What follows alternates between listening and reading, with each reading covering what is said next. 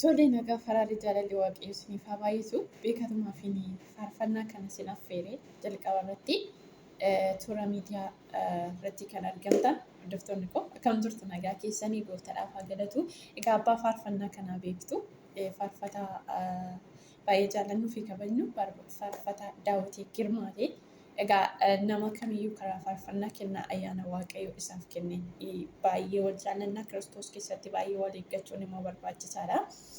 Egaa guyyaa har'aa ganamaanii yeroo karaa toora feesbuukii galuu baay'ee isaa suuraa isaatii fi achi oofaa jira namoonni baay'een maaltu ta'e jedhee gaafa naqeetoo maqaa isaa sarchi godheetoo ilaalu namoonni baay'een sheerii gochaa kan turtan yeroo dubbisetti. Obboleessi keenya egaa akkuma nama tokko gaafii nu gaafate gaafii salphaadha. Gaafii inni nu gaafate kunis namni tokko biyya lafaatiif sirbii yookiin immoo kootuutii nuuf sirbi jedhanii ispoonsara mootiin siif taana miliyoona 7 jedhee kana jechuun naaf sirbi jedhanii kana keessatti garuu gaafni isa rakkisee jiraachuudhaaf immoo hojjechuun na barbaachisa yookiin immoo hin barbaachisa. Kanaaf maal wayyaa kan jedhu sin gaafatee ture miti isin osoo ta'ee eenyu faarfattu namitti deemtu jiraachuudhaaf eega sin barbaachisee nama sanaaf ulaagaa isaa guuttanii mootiin jiraachuudhaaf immoo hojjechuutu nu barbaachisa dirqama jechuudha. By the way akkanan yaada isaarraa hubadhutti yaada isaa kun ifaadha. Sijjammar kiristaanummaan keenya eega ijoollee Kiristoos hin taane yaada jal'inaa sana dhiisnee isuma jal'isee namni gara keenya dhufe sirreessinee osoo fudhannee baay'ee gaariidha. Gaafa namni tokko waan xiqqoo balleessu numa kiristaanatu maal gochaa jira guddisaatii deema jechuudha. Rakkina xiqqoo ibiddi xiqqoon akkuma dhaabuu hin dandeenye waan baay'ee guddaa isaa gubu nutis immootiin hojii xiqqoo yookiin yaada xiqqoo namni kun ni dhiyeesse gaafii xiqqoo namni kun nu dhiyeesse maal gochaa jirra bal'isnee guddisnee dhalootatti dhiyeessaa irra jiru. Kana jechuun kaleessa karaa nama kanaa faarfannaa nama kanaatiin namoonni baay'een eebbifamanii namoonni baay'een itti boqatee namoonni baay'een dhugumaan gadda garaasaa itti dagatee keessattuu faarfannaa yeroo dhiyoo bahe keessatti gadda armee koorran ture garuu faarfannaa sana baay'ee gadda kana itti irraanfateedha dhugaa dubbachuuf taanan jechuudha.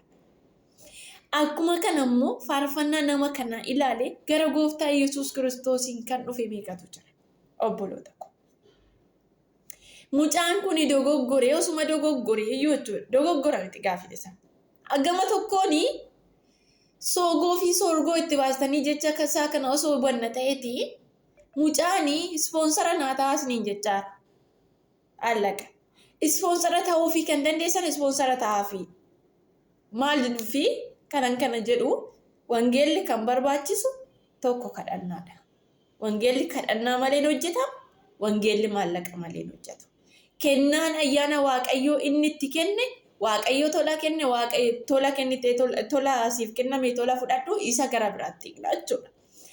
Garuu kennaa ayyaana waaqayyoo isa keessa jiru kana mootiin baasee dhaloota biraan ga'uudhaaf nama kana maaltu barbaachisa? Maallaqatu barbaachisa. Jireenyuma ofii isaa sana jiraachuudhaaf immoo maaltu isa barbaachisa? Nama kana hojjechuutu isa barbaachisa jechuudha. Hojjechuun eega barbaachise mootiin kallattii miidiyaa yuutuubii isaas haa ta'u kallattii biraatiin karaa tiktookii warri jirtan tiktookii isaan jajjabeessuu dandeessu. Garuu faarfannaa nama kanaa karaa yuutuubiitiin dhafeetoo gaafa gadi bu'u bu'u inni har'a isin gaafa inni waan xiqqoo kana balleesse yookiin immoo balleesse jettanii irratti murteessitanii yoo barbaadde deemi yoo barbaadde kana ta'i jettanii jechoota hama warruma wangeela lallabdan warruma faarfattan warruma mootiin yeroo rakkinni xiqqoon ishee dhufee isinirra ga'e dhokattantu har'a maal jechaanii jira deemi Phaawulosiif Sillaas faantii akkasitti lallabaa turan akkasitti faarfachaa ture jechaa jirtan waa'ee Phaawulosiif Sillaas kana dubbistanii osoo fixxanii Phaawulosiif Sillaas faantii akkamitti wajjin jiraachaa turan amantoonni kaleessaa akkamiin wajjiniin jiraachaa turan akkuma keenya kana gaafa tokko balleesse baasee hadheessa moo tokkummaa isaa eeggata moo jaalala qabaata moo gaafa tokko gorse mootiin gaafa tokko balleesse moo wal gorsee deebisa moo akkuma keenya kana miidiyaarra wal fuudhee deemaa wangeela xiqqoo ishii beekne jennee wangeela kana karattaanetti yoo hiikkanne nuuf gaarii miti. Maal jedha wangeelli waa'ee Phaawulos wanta akkamitti wajjiniin turan amantoonni kaleessaa tokkummaa isaanii akkamitti eeggachaa turan wajjiniin jaalala akkamittiin jiraachaa turan isa kana xinxaalaa dura jechuudha. Qabeenyi isaaniillee tokko bara qabeenya gurguratanii walitti fidanii bakka kuni kan kooti kuni kan keetiin hin jiru bara kaleessa jechuudha akkasitti jaalala wajjin jiraatan har'a mootiini namni kun waan hojjetee fide yookiin mootiin faarfannuma inni hojjetee nu biraan ga'e YouTube isaa dhagnee sarchi goone YouTube isaatirra gallee faarfannaa isaa kana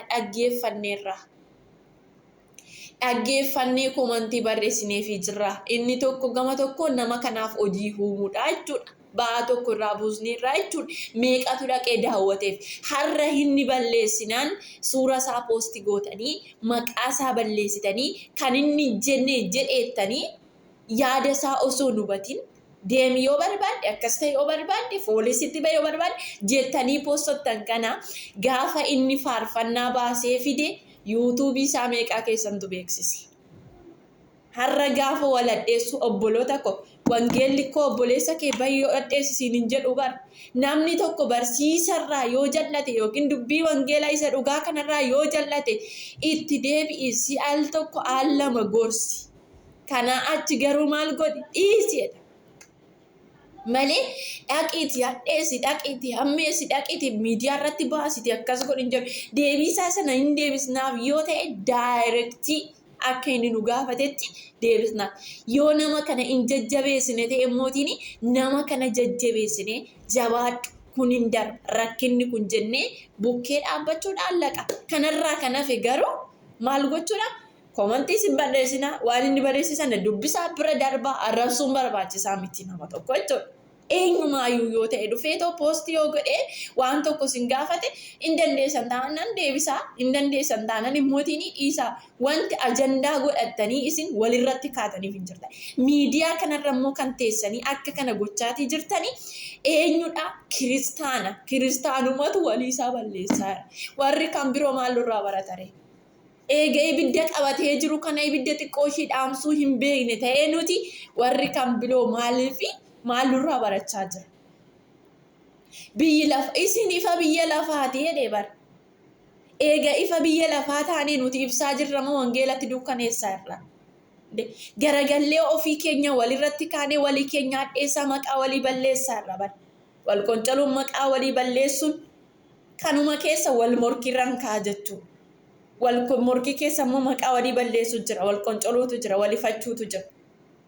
Bakka akkasitti waaqayyoon argama waan mootiin dhugumaan bakka waaqayyoof lolaa jiru tokko nutti fakkaate bakka waaqayyo akkasiidha akkuma waaqayyo akkuma keenya kana jira kaatee sosaatirra taa'ee dhugaa akkuma nuti bakka deemi jennu kana waaqayyo deemi jedhu bar osootii jechuudha mucaan kun kan balleessu kan deemu ta'e nan deebisiniin hin jenne yaa'onni isaa ifa bilisaadha osoo kan deemu ta'e waaqayyo maal godhe qumxuutti godheeti. Isa adabatee adabbiin akka mootiin akka keenya kana nama dhukkubu.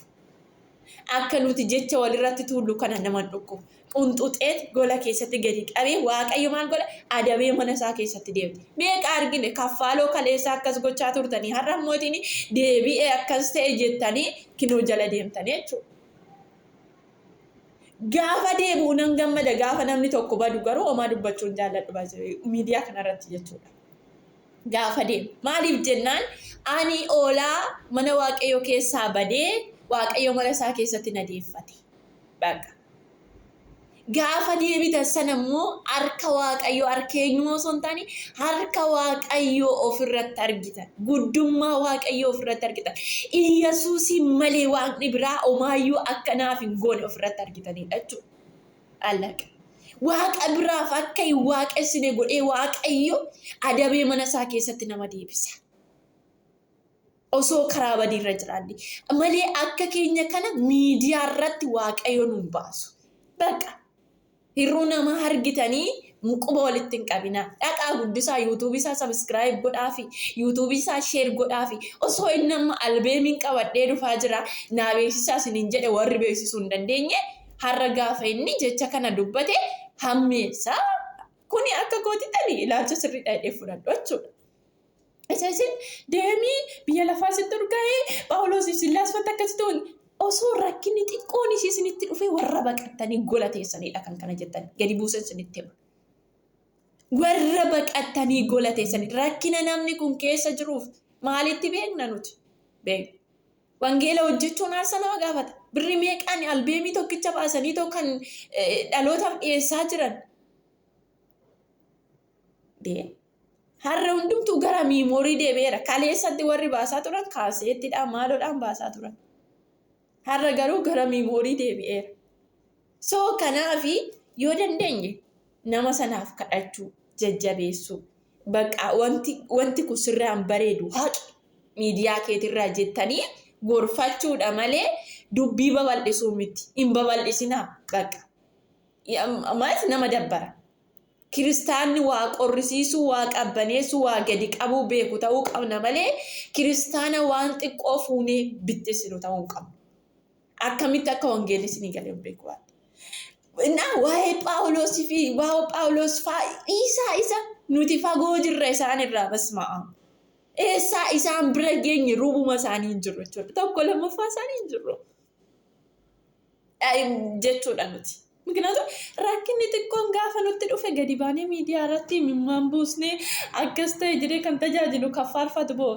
Osoo namni tokko nu jalaa miidhamee kan gadi baanee uffata gurraacha uffannee waan meeqa of goonudha waan ta'aniif jechuudha. Kanaafi waa'ee Phaawulosii fi Sillaas sana rakkina isaanirra mudate sana dubbisnee argine malee nurra hin geenye. Osoo nurra ga'ee waan sanaan baachuu danda'a, dandamachuu danda'a. Achi keessatti jennee hubannee dandamannee arginee waan sana beekuu dandeenya waan ta'eef. Amma beeknetti immoo waan tokko namarratti murteessuudhaaf hin kaanu. So obboleessa kee maal godhi dhaqee gorsi deebise iddootti yoo inni karaarraa badeeraate. Wangeelatu sitti dubbata, wangeelatu natti dubbata. Kanaaf jimmootiin yaada kana babal'isinaa dhaqaati YouTube isaa galaati subscribe godhaafi like share godhaati dhaloota biraan gaafii bakka allaqa. Karaa kanaan hojii uumafi kana siniin jedhaan dhugaa dubbachuuf waa'ee nama dabbara kiristaana waa qabbaneessu ta'uu qabna jechuudha. Gooftaan sana eebbisu baay'ee eeggame na of galchaa warri na arrabsitanis immoo jiraachuu dandeessa waan ta'eef rakkoo hin qabu nan taqabbalaa jechuudha. Maaliif ergama seexanaa garma namni nama arrabsu ergama waaqayyoo galmaan ga'a osoo hin taane namni nama hadheessu namni nama irratti ka'u ergama waaqayyoo galmaan ga'a osoo hin taane ergama seexanaa galmaan ga'a ture. Ergama waaqayyoo galmaan geenya yoo ta'e mootiin walirratti hin duulu walirratti kan nu duulchisu seexanaadha bakka. Duula akka walirratti bannu kan waladheessinu kan bakka waan xiqqoo fuunee nu guddisiisu seexana malee yaada waaqayyoo miti. Yaadni waaqayyoo hafuurri waaqayyoo keessa keenyatti maalidha? Hafuura tasgabbiiti.